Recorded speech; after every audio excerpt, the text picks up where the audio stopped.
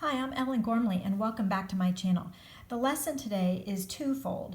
First, I'm teaching the Tunisian seed stitch, but also in the course of this lesson, I want to teach you how to read your stitches in Tunisian so that you can reliably know what stitch to do next. So here's our finished swatch in Tunisian seed stitch, and what you'll need to know for this stitch is the Tunisian purl and the Tunisian knit stitch. I have videos for both of them separately in my Tunisian playlist. But first I'm going to take an Afghan hook and some worsted weight yarn that matches the hook size, and I'm going to chain an even number of stitches. So 1, 2, 3, 4, 5, 6, 7, 8, 9, 10, 11, 12 chains. I'm going to pull up one bar in the back ridge or back loop of each chain across. So if I made 12 chains, I will have 12 loops on my hook when I have placed one loop from each stitch on. So if you need some basic Tunisian information, I have a Tunisian playlist. Go check out the basic information. We will be doing the traditional return pass. And as soon as I gather up this foundation row, we will start the pattern row. All right, so I'm going to teach you, again, the Tunisian knit and Tunisian purl, but if you need a separate video, I have videos for those for that purpose. Okay, let's make sure I have an even number. So I have 1, 2, 3, 4, 5, 6, 7, 8, 9, 10, 11, 12. 12 stitches on my hook. So I'm going to give myself a little bit more slack here. I'm going to do the return pass, the traditional return pass, all the way across. Yarn over, pull through 1, yarn over, pull through 2, and then the rest of the stitches are yarn over, pull through 2 all the way across. Okay, yarn over, pull through 2, yarn over, pull through 2, yarn over, pull through 2, all the way until one loop remains. Then we begin our pattern stitch. So our pattern, it's actually 2 rows alternating. So the first row, I'm going to move my chair out of the way a little bit here. The first row, we are going to start with a Tunisian simple stitch. So we're not actually Tunisian knit stitching, we're Tunisian simple stitching, so I apologize. The seed stitch is Tunisian simple stitch and Tunisian purl.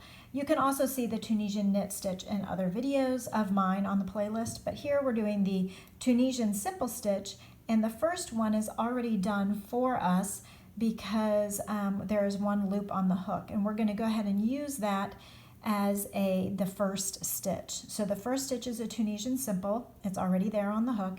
The next one is going to be Tunisian purl. So bring the yarn in front of the work, loop it around, pull up a loop, and leave it on the hook.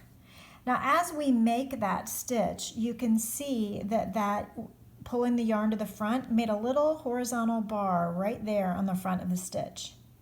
And that is a Tunisian purl. So when we see that bar going horizontally across the front of the base of that stitch, we know it is a purl. So Tunisian simple by pulling up a loop in the vertical bar. And look, there is no horizontal collar around this Tunisian simple stitch as there was the Tunisian purl. So that's why we can see that this one is the purl and that one's the Tunisian simple. That way if you lose count or you're watching TV or the phone rings and you put your work down and you have to go chase the cat, whatever it is, you can come back to your work and see that this is a Tunisian simple and the next one will be a Tunisian purl. Wrapping it around, and when we wrap it around, this is the horizontal bar that we are going to see on the base of the stitch. And then Tunisian simple, Tunisian purl, Tunisian simple, Tunisian purl, and we're alternating one for one all the way across. Tunisian purl time, Tunisian simple. And then we are to Tunisian purl in the last 2 loops, the final stitch, and so I will do the best I can to do that by bringing the yarn in front and then pulling up a loop in the final 2 bars. So that is in fact a purl. So here we go. So if we look at this carefully, without remembering, oh gee, which one is the purl and which one is the Tunisian simple, we can tell by just looking at the stitch. The ones that have the little horizontal bar across the front is a purl. The one that goes straight up and down without the horizontal bar is a simple. Purl, simple. Okay, and so you can just pick randomly any stitch. Ooh, pick any stitch, that one. And look at it. Oh, there's a little horizontal bar there, so that's the purl. This one, it does not have a horizontal bar, so it is the simple. This one does have a horizontal bar there. It is the purl. So my point is that I want you to be able to read your stitches just by looking at them to know what it is, so that if you get lost, you can just look at it and find your way. Because I don't know about you, but I get distracted. Yarn over and pull through 1, yarn over and pull through 2 loops on the hook, all the way across, a traditional bind off or return pass rather. So nothing special about the return pass for this seed stitch pattern. Now, that was the first row of the 2-row repeat, not counting the foundation row. So the next row in the pattern, to make the seed stitch, we're going to do the opposite. We are going to purl in the Tunisian simples and simple stitch in the Tunisian purls. So we can tell by looking at our work that this one is a purl here in between my thumbs because it has the horizontal bar. So we know that that one needs a Tunisian simple. There's already a Tunisian simple here on this hook. We can't really purl it. We're just going to leave it. So we're not going to purl. We're going to Tunisian simple here, because we are doing the opposite in the next stitch. So this one we can see is a Tunisian simple. There's no horizontal bar, so that one gets a purl. Then we should be able to just continue the pattern all the way across, Tunisian simple, Tunisian purl, and be correct all the way across. So, let's say you get distracted. Well, phone rings, dog's barking, someone comes to the door. Gee, I don't remember where I left off. Okay, well, we look at this next horizontal or this next vertical bar, and there's no horizontal little collar around it, so we know it is a Tunisian simple, so we need to purl it. And then just to make sure we're on the right track, look at this one. It does have a little horizontal collar there, so that is a purl, so we're going to Tunisian simple it.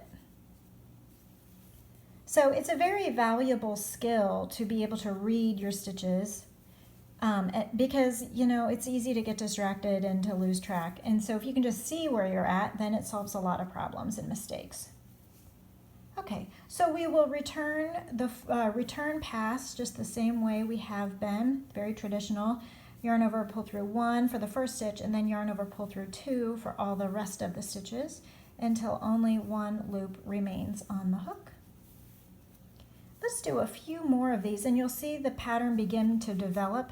In our swatch here, you can see a very strong like horizontal or X kind of appearance. It's got great texture. This would make a great man's scarf. It would make a great little jacket or sweater for a baby. I can totally see this being an all-over cardigan for a woman. Very, very nice stitch. And it's got good drape. And look, it is not curling. It is not curling at all. I did not block this. This is fresh off the hook. So this is a stitch pattern that does not curl. Here's the back, also very pretty and nubby and textured. And here's the front, little X's sort of. Okay, very good. So, oh gee, I can't remember where I am. So we know, let's look at the internal 2 stitches. So this one is a Tunisian simple, which means we need to purl it. This one is a Tunisian purl, so we need to Tunisian simple it. And look, Tunisian simple, up, there's the collar around horizontal, so that's a purl. So we now know what row we are on. It is time to purl this one and Tunisian simple the next. And then continue the alternating pattern all the way across. And we'll continue this pattern as many times as is necessary to make our swatch. I love the fact that this one does not curl, this stitch pattern, because so many people are aggravated by the curling tendency of Tunisian crochet. And we're going to go ahead and attempt to purl this one. So pull the yarn in front, insert your hook in the two of the edge, wrap it around and pull it up. Okay, and we still have 2, 4, 6, 8, 10, 12 stitches. So we are right on track. Anyway, a lot of people are bothered by the curling nature of Tunisian crochet. So I do also have a video on my Tunisian playlist on how to stop Tunisian crochet from curling. So if that interests you, give it a check, give it a look-see. Also, check back the channel for giveaways, unboxings, live streams, book reviews, and more. Gee, where do I go again? Okay, so this one is a purl. It's got a little collar there, so it's going to be a Tunisian simple this time. This one is a Tunisian simple. It does not have a collar, so that'll be a purl. So I know I'm going to Tunisian simple and Tunisian purl. Tunisian simple, Tunisian purl, all the way across. Let's finish this row together.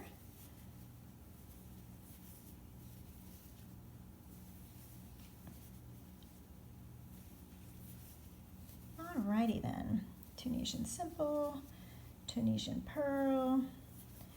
When I am Tunisian crocheting, I always try to always finish my work by doing the return pass.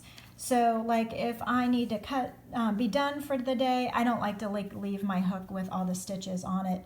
I like to fasten them off or return pass them off before I put my work down for the day. So yarn over, pull through 1, yarn over, pull through 2, yarn over, pull through 2, yarn over, pull through 2, and then you can do a traditional bind off whenever you're ready, which is essentially single crocheting in every stitch by inserting the hook the way that you did for the pattern. Okay, so do you need more of an explanation on that? Let's do it together. So let's say I'm done with my swatch and it's time to bind off. I will bind off in pattern, which means that I will insert the hook as if I'm doing the pattern, but instead of leaving the loop on the hook, I'm going to single crochet it off. So this is a Tunisian simple stitch here, so it's time to purl it. So I will single crochet purlwise, bringing up a loop, pulling through both loops on the hook. Then the next one is supposed to be a simple stitch, so I will bind it off in pattern with a simple stitch by pulling up a loop, yarning over, and pulling through 2 loops on the hook. So in pattern means I will continue the same pattern that was used in the stitch pattern when I bind off. So I am binding off in pattern with single crochets. So the way I insert my hook is reminiscent of the pattern that we used below. Okay, and then again, if you get confused, you now know how to read your stitches. Look, this stitch here, can you take a guess?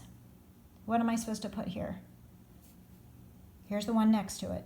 So this one should be a purl because I'm purling in the Tunisian simple stitches and Tunisian simple stitching in the purl stitches.